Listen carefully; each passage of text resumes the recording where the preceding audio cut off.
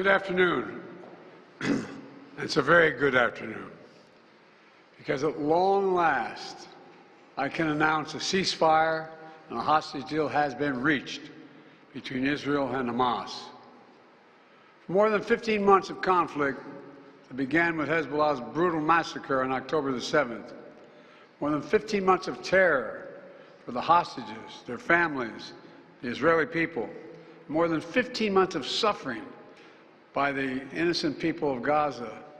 Fighting in Gaza will stop, and soon the hostages will return home to their families. The elements of this deal were what I laid out in detail this past May, which was embraced by countries around the world and endorsed overwhelmingly by the UN Security Council. The deal is structured in 3 phases.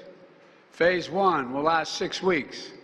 It includes a full and complete ceasefire, withdrawal of Israeli forces from all the populated areas of Gaza, and the release of a number of hostages held by Hamas, including women and elderly and the wounded.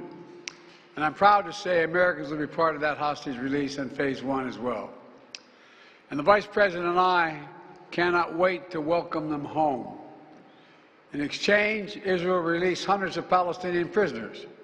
And during Phase 1, the Palestinians can also return to their neighborhoods in all the areas of Gaza.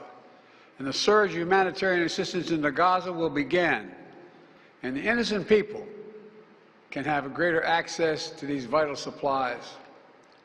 You know, during the next 6 weeks, Israel will negotiate the necessary arrangements to get Phase 2, which is a permanent end of the war. Let me say it again, a permanent end of the war.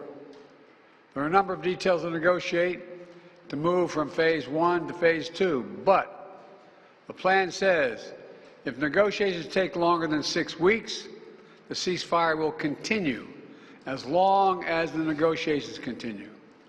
I've spoken to the Emir of Kuwait and the President of Egypt, and we have pledged to make sure the negotiations will keep moving forward for as long as it takes. Then, when Phase 2 begins, there will be an exchange for release of the remaining living hostages, including male soldiers, and all remaining Israeli forces will be withdrawn from Gaza, and the temporary ceasefire will become permanent.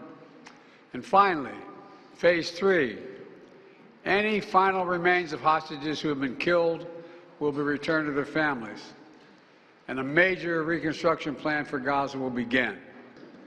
And we reached this point because of the pressure that Israel built on Hamas, backed by the United States. Hamas's longtime leader, Sinwar, was killed. Hamas's strongest supporter, Iran, launched attacks on Israel. And those attacks failed after my administration organized a coalition of nations to stop them.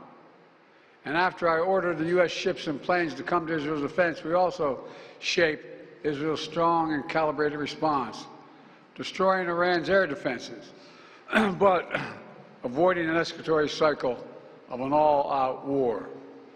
The United States also organized a coalition of 20 countries to stand up to attacks by the Houthis, including their missile attacks in Israel.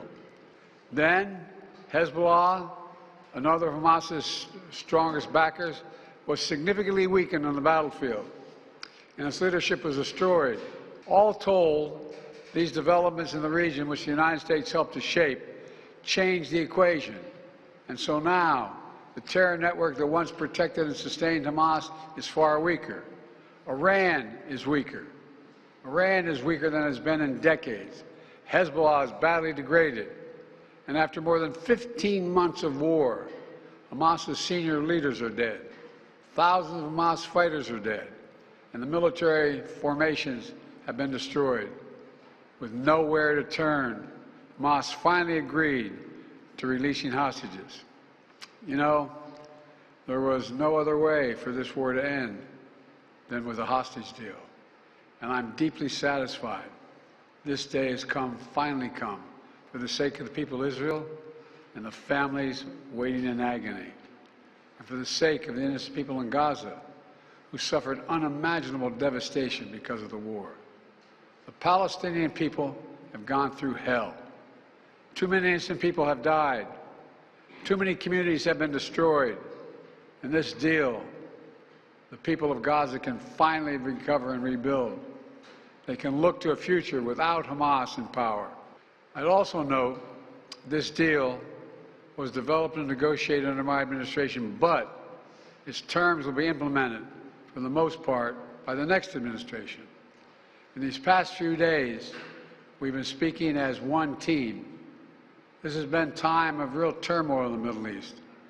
But as I prepare to leave office, our friends are strong, our enemies are weak, and there's genuine opportunities for a new future.